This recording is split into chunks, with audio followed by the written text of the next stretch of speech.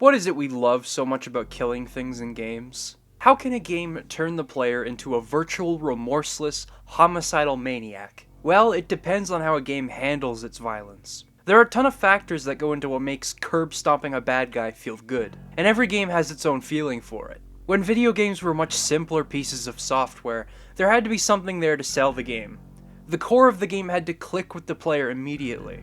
In the 80s, the feeling of shooting up bad guys in Contra was one of the most poignant examples of violence selling the consumer on a game. Not just because you can create a stream of bullets in a variety of ways to kill the enemies, but you can earn the satisfaction of killing them by overcoming obstacles and reading their attacks.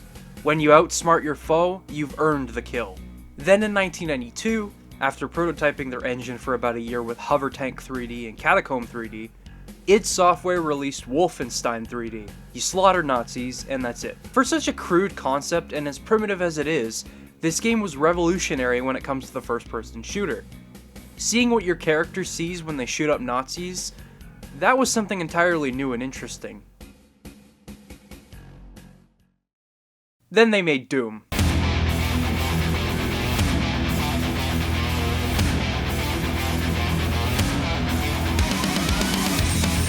They took that testosterone-fueled gameplay and cranked it up to 11 with more varied enemies, complex level design, and kick-ass music.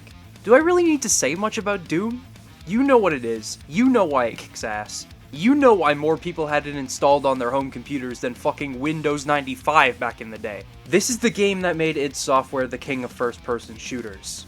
The original Doom and Doom 2 Hell on Earth both still hold up incredibly well today, too.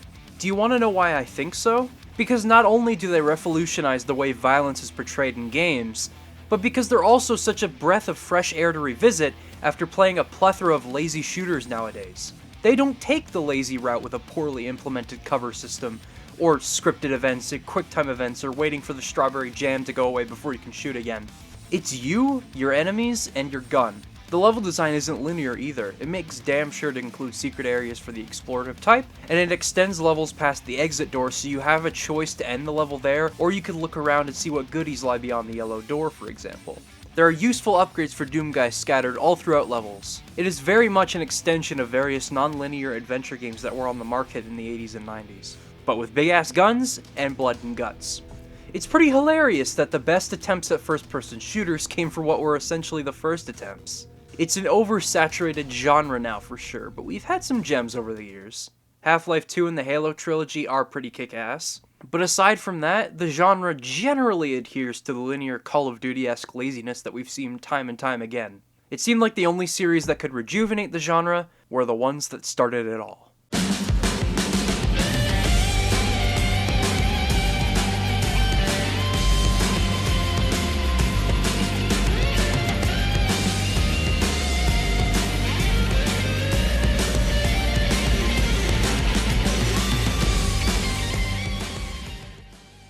This is Wolfenstein: The New Order. You slaughter Nazis. They also kinda sorta won World War II in this timeline, and their technology is pretty intimidating, but you're William B.J. Blazkowicz. You don't give a shit. Kill them all. Does the crudeness of this concept sound familiar? Because it should. Having Wolfenstein go back to what made the original so great, made for the start of a new era for shooters. Aside from having a compelling story that I could talk about all day, it is just the right blend of new and old when it comes to gameplay.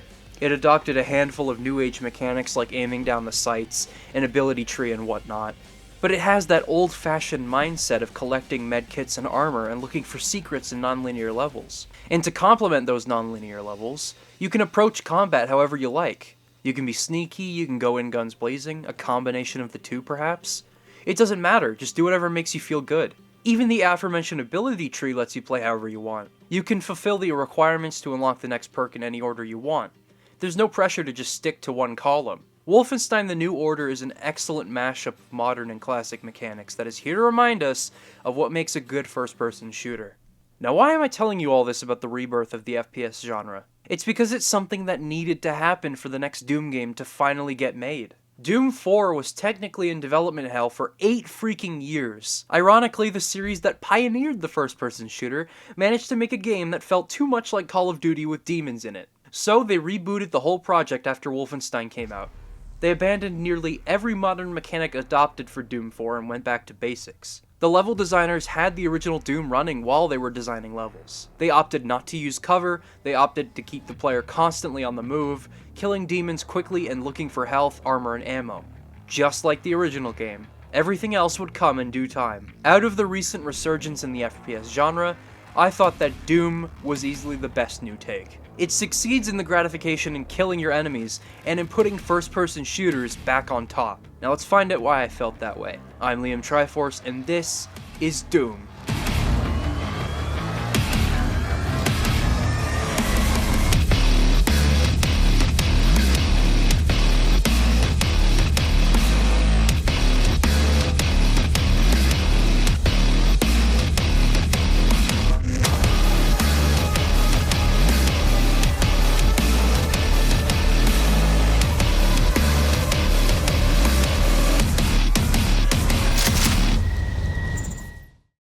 From the very beginning, Doom already deserves my praise. It says fuck you to traditional tutorials as we've come to know them. You start bound to a table, and you break off the chains and smash a demon's head in. Then you grab a gun and you shoot. It's not hard to figure out what you're supposed to do. You put on the Praetor suit, you tell Samuel Hayden to fuck off, you shoot some more, you once again tell Samuel Hayden to die, and the title sequence kicks in. Such a glorious way to start a game. Now the term keep moving is the very mentality the entire game carries with it. Every mechanic, every enemy, and every aspect of every level is designed to keep you moving in some way. The first level serves as a tutorial in the best possible way. Doom's design can be broken down into two core ideas: combat and exploration. The first bit where you make your way through the UIC interior serves as an intro to combat, as it's very linear and enemies are standing there waiting for you. It introduces the regular possessed workers, which do not put up much of a fight and are asking to be shot. Then they introduce imps, however, which move and jump much faster than the workers and throw fireballs at you. They bombard you after destroying a gore nest, which are placed in arena-esque parts of a stage as a test, or as a mid-level boss. Let's say you've encountered a new enemy early in the level, like the possessed soldiers with shields. You learn how to deal with said enemy, and then you'll encounter a gore nest later down the line, which pits you against several of them. As the game progresses, the gore nests become more and more varied as more enemies are introduced, meaning that they also become more intense. This should go without saying at this point, but combat is incredibly satisfying. I don't think there is any doubt about that from the start. You utterly mutilate demons in several ways with a slew of different weapons that you uncover throughout the game. One of the ways combat is enhanced is with glory kills. When I first saw these, I thought they would be too goofy and disruptive. Little did I know they would be anything but. Glory kills are a valuable asset to combat and something that Doom needed at its core. Let me explain. Once you weaken an enemy enough, they'll stumble and glow, indicating an opportunity to perform a glory kill. By hitting the melee button next while aiming at a different part of the enemy, you can kill them in different ways. If they're up against a wall and you melee them in the right spot, you can throw them against the wall and knee them in the head, crushing them. Or how about jumping from above and stomping their heads in like Goombas? The glory kills only get more diverse and more gruesome as you encounter more enemies. The Revenant? You can make it go boom by destroying its jetpack. The Mancubus? You can feed it its own heart and it'll explode. There are so many variations here. Every single enemy has different ways to fuck them up. Sure, it's fun to find them all, but they aren't just fancy ways of killing demons. Every glory kill guarantees you a significant health pickup. That just might be one of the greatest examples of risk versus reward I've seen in a game. It's perfect for Doom because Doom has always been a series about getting up close and personal with the demons. You can't stay in one spot, you can't hide behind cover. It's kill or be killed. That's why adding this means that even at death's door, you are still on the move and still making an effort to fuck shit up. You can run, but you can't hide. It's absolute bliss and never disruptive. Similarly, you find a chainsaw a little further into the game that rewards you with pools of ammo every time you use it on an enemy. You can't just thrash about with it like in previous games though. Each enemy requires a certain amount of fuel to kill with it. Once again, risk versus reward. It's excellent stuff. Speaking of which, let's talk about the weapons this game has. Obviously, you start out with just the pistol and the combat shotgun, but you unlock more weapons gradually as you find them in the levels. So you have enough available to you to keep switching often, but not to the point where you're overwhelmed. On top of that, some weapons share ammo, a nice way to keep you on your toes. There's 2 shotguns, although while the super shotgun does more damage per shot, it takes more ammo. The Gauss cannon and plasma rifles use the same type of energy.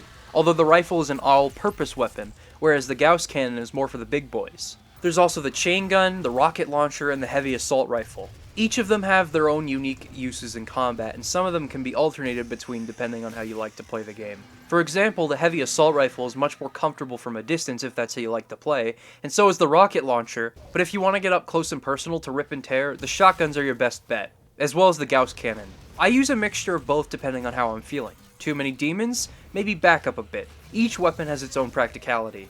There are also weapon mods that you unlock that change how you might use a weapon. I can't believe how multi-purpose the Gauss cannon became after equipping the charge shot. And the explosive shot with the combat shotgun covers so much ground. It's something I find myself using all the time, no matter the situation.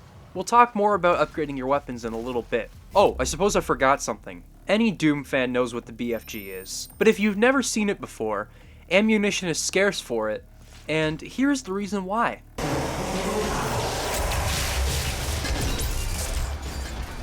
Yep. Also, this game decided to forego reloading, a mechanic that almost all first-person shooters implement in some form or another. Reloading is second nature for a lot of people. We instinctively hit R whenever we finish shooting an enemy to get a fresh start with a new magazine. And you might be thinking, why talk about something as trivial as reloading? Well, some people forget that Doom, for the longest time, didn't have reloading. If you had to reload in Doom, that would be disruptive. Doom 3 included reloading for some unfathomable reason. I guess in the shift to survival horror, they decided that reloading would be just cumbersome enough that it would heighten the intensity of encounters. I wasn't a big fan of the inclusion of reloading in that game. Reloading has to make sense for the context of the shooter it's included in. The new Wolfenstein games had reloading, but that's because they also adopted other modern mechanics that made reloading fit the pace of the game. At the same time, other enemies also had to reload, so it made sense. In Doom 3, a very small amount of demons use guns, and when they do, they don't reload. It makes zero sense to include a reload button in a game where enemies don't have to stop attacking at all. The decision to axe the reloading in this game was phenomenal. It keeps the flow of the game steady and action-packed. You really don't notice how much of a difference it makes not having to reload until you compare this game to Doom 3. It's something that needed to happen for Doom. The old games didn't have reloading, it was about time to get rid of it again. Everything about this combat system seems seamless and accessible. It's amazing how almost to a T, id Software were able to adapt the original Doom's gameplay and give it the transition it deserved. And yes, that is evident from the first level alone. But as you go through the game, it just gets crazier and crazier. The fun never ends. It's so fucking fun to just rip through all the demons. Max testosterone, max adrenaline. Sorry, I just got caught up in the game. There are so many moments that I could cherry pick from playing this game where I could explain why I love this game's combat.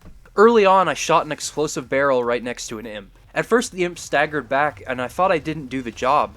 But then the imp fucking fell apart like a Tom and Jerry cartoon. This game has a twisted sense of humor that I absolutely adore. One time I fell into a pool of lava below me, and as I was sinking and burning to death, Doom Guy gave a thumbs up. In terms of the more intense stuff, there are times where there are just so many enemies and I can get overwhelmed. I'm barely able to keep my health up there. But of course, thanks to the brilliant glory kill system, I'm constantly thrusting myself back into the fray in order to get more health. You can't just pussy out because you won't get anywhere, and the demons will find you.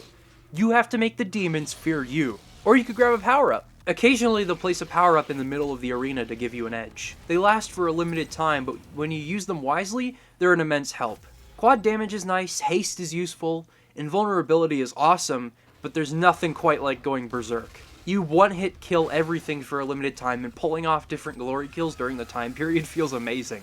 You can literally rip a demon in two. Is that even possible based on what we know about the skeletal system? Who cares? Let's just assume they're made of bloody Play-Doh. Things just keep ramping up toward the end, in more challenging bouts with the demons featuring different kinds to keep you on your toes. Hell Knights to keep you running, Caco Demons to keep you watching the skies, Mancubuses, Mancubi, and the occasional imp to score some extra health when you have the time. And as you're struggling to stay on your feet, they spawn more demons, more powerful ones. They keep you fighting, and I'm not complaining. Never does combat overstay its welcome. I could do this all fucking day. Yes, Doom plays that well. Now, combat is only half of what the first level introduces, of course. As you step foot on Mars, you get a taste of how levels are designed. Much like the original game, Doom's levels are very open-ended and feature a host of secrets. In this first level, they lay out a couple of the goodies for you to discover. a weapon upgrade bot, which lets you equip one of the aforementioned weapon mods per bot, and a Doom Guy figurine. Outside of this level, there are also health, armor, and ammo capacity upgrades, suit upgrade points to help you in different ways, rune challenges for getting extra perks in combat, which we'll talk about a little later, and little secret areas that are callbacks to levels from the original Doom. And by finding them, you can actually play through each level from the main menu. Pretty neat. Now, you might be thinking to yourself, do I have to run around and look for all this stuff? Well, here's the thing. Aside from the obvious upgrades you want to get, like the weapon upgrade bots, you might not see a practical use for the Doom Guy figurines because all they do is unlock things for you to look at. But as it turns out, everything you do in a level goes toward a possible 5 upgrade points. By completing challenges and looking for secrets, you get more upgrade points for your weapons. With more upgrade points for your weapons, you stand more of a chance against the demons. Now with the challenges, sometimes you'll have to perform certain glory kills, find a certain amount of secrets, get kills with a certain weapon, what have you. They change for each level, and they are there to keep things varied. You have plenty of opportunities to get upgrade points. This is excellent. This allows the player to go through levels however they want, because there are so many ways to keep upgrading you don't have to exert yourself if you don't want to. If you're not the explorative type, that's okay. Stick to doing well in combat. If you're overwhelmed in combat, make up for it by finding secrets. You get the drift.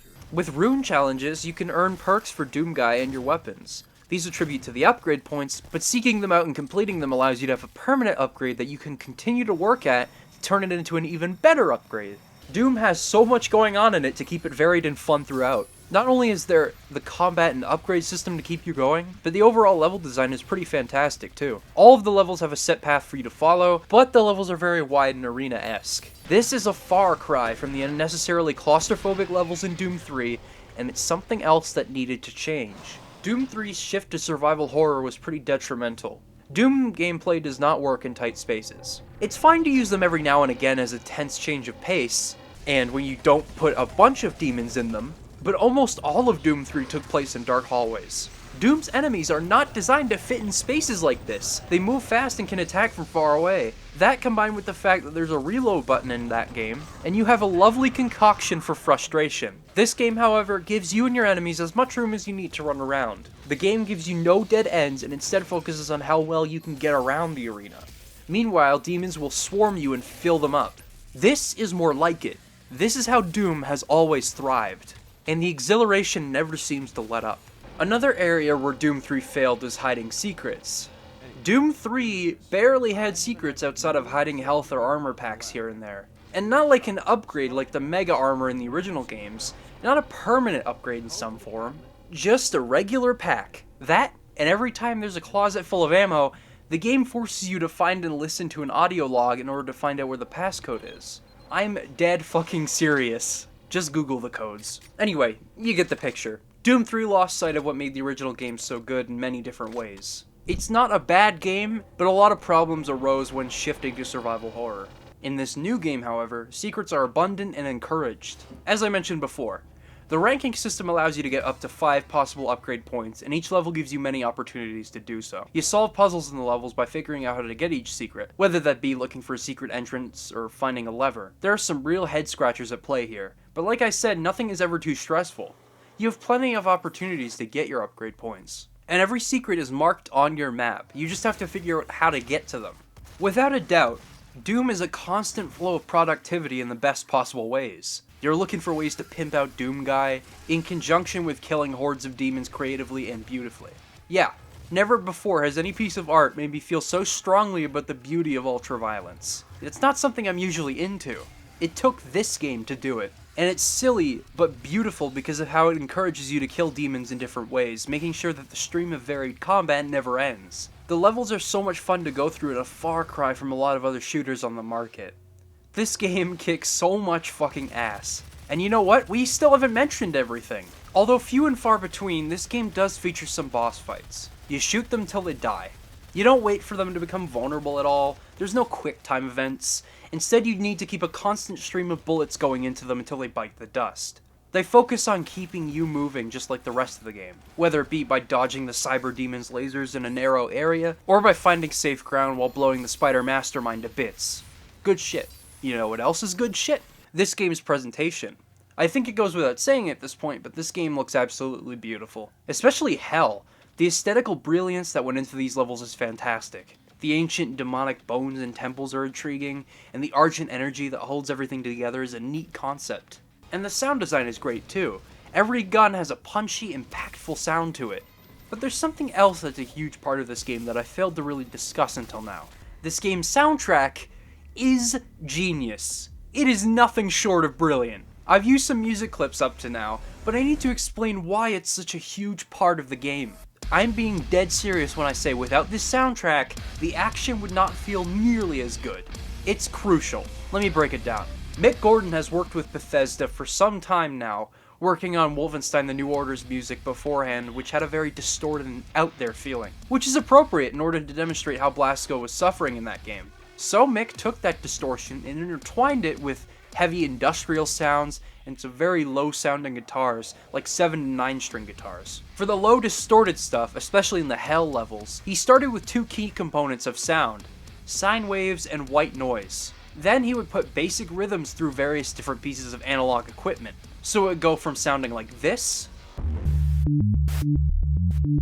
to this.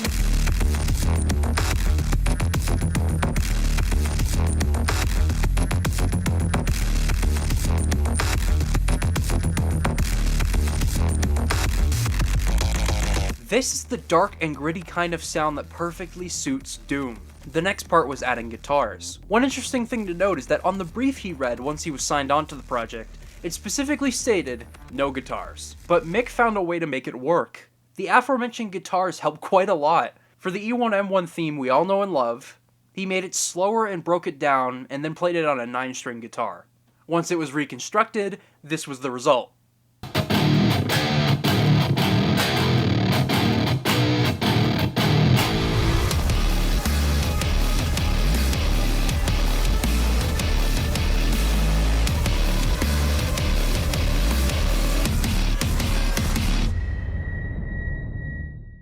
The main menu theme sounds like it's going to jump out of the screen and kill you for a couple of reasons. The slow crawl as the instruments get louder and louder, and then the noise ceases abruptly.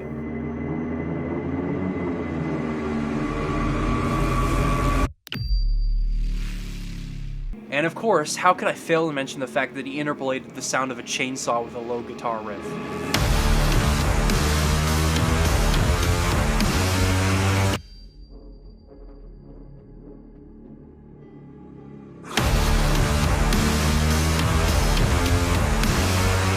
You can't get much more appropriate for the game than that. Mick also used a Russian synth called a Polyvox for this theme too, creating a really heavy theme for the menu that you get to hear while paused or while queuing for multiplayer matches. It sounds amazing.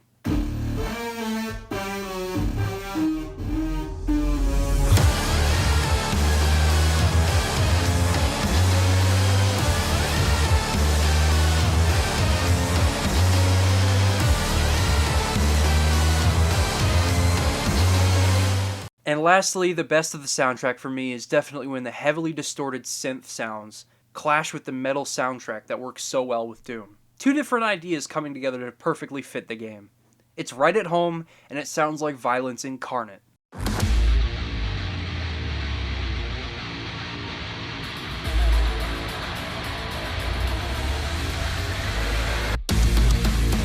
Got him! Yeah! Oh, I love it! I love it! I love it! Oh! Oh! Oh! Yeah. Oh! Here's a perfect example. BFG Division is favored by many as the best song on the soundtrack. And for good reason. It starts with a rhythm being put through the analog equipment like I mentioned earlier. It's subtle, and it kind of sounds like blood dripping on the floor.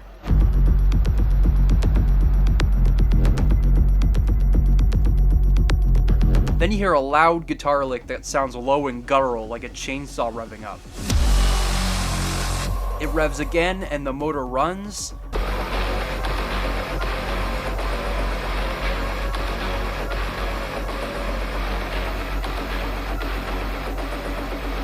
Until finally, the climax.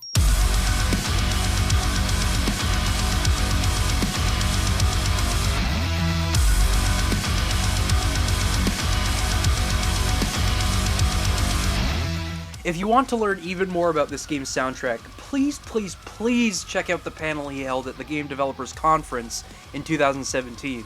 So many great stories about creating this soundtrack. I could listen to Mick talk about music all fucking day. Amazing panel. Right, so I think I've sucked this game's dick for long enough. The last component of the game I wanted to discuss was how it handled plot. Doom seemed to be revered for being a huge fuck off to other games focused on tutorials and narrative. That was always the series' stance, even in the 90s. This is an actual quote from John Carmack, the then head of id Software. Story in a game is like story in a porn movie. It's expected to be there, but it's not that important. And while I disagree with his stance to an extent, as games can tell stories in new and exciting ways, the hard focus of having the player sit there and be force-fed exposition has always pissed me off. Hell, even Wolfenstein The New Order told its story in a fantastic way, which Hamish Black discusses in his quality video. Doom, for a while at least, stays true to that statement, but as you continue forward, you are forced to listen to Samuel Hayden and Olivia Pierce discuss the plot in really mundane ways. It sucks that they did that when they had such an amazing start to things. Of course, there are some cool moments in storytelling, like when Doom Guy had a moment of regret and makes a backup of Vega, but for the most part, it's pretty bad. They take it way too seriously. The plot of Doom has never been interesting on a surface level. Some of you might care about the lore, and the developers did too, even back in the day when they created the Doom Bible. But when they force feed you the story, it's pretty shitty. Doom has never been about that. Why'd they do it here? I'm not sure. But that issue is so minuscule compared to everything else this game does right. Even when you're finished with the campaign, the fun never ends, it seems. I'm not sure what the multiplayer mode was like at launch because I've heard some complaints, but after spending a large amount of time with it, I can safely say I enjoy it as much as the campaign. Do you like Quake? Do you like being able to play as Jedi in Star Wars Battlefront? Well, here, have both of those, except replace the Jedi with a demon of your choice. It's addicting as all hell, the progression system works just fine, it's such a great time, and honestly I still come back to it every now and again. And if that weren't enough, Snap Map allows players to create and share endless amounts of levels. The content never ends with this game, and you can replay the campaign in the arcade mode, which lets you rack up a ton of points depending on how fast you kill demons and how much you collect in the levels. Yeah, Doom is pretty amazing. I shouldn't have to say anything more. Doom is the kind of first-person shooter I've wanted for a very, very long time. It fuses the old with the new in the best possible ways, it plays extraordinarily well, it is further enhanced by the glory kills, upgrade system, and brilliant soundtrack, and the fact that you can approach levels at different angles just like the old games. I mean, what else can I say? Have you seriously not played this game yet? Well, if you haven't, it's available on everything now, including the Switch. You have no excuse. If you're still on the fence, then I guess you're beyond help. This game made me super nostalgic for shooters of old while helping usher in a new age for the first-person shooter. id Software went out of their way to remind everyone how it's done. They made something that undisputedly feels like Doom, while still being modern and accessible for people new to the franchise or shooters in general. It exemplifies why violence in video games can be so beautiful by giving you so many ways to be actively involved in every aspect of the carnage. No cover, no regenerating health, just pure violence around every corner. And that's why it kicks so much ass, and it's something I can't get enough of. And with that, I've been Liam Triforce, and I'd like to thank you for watching.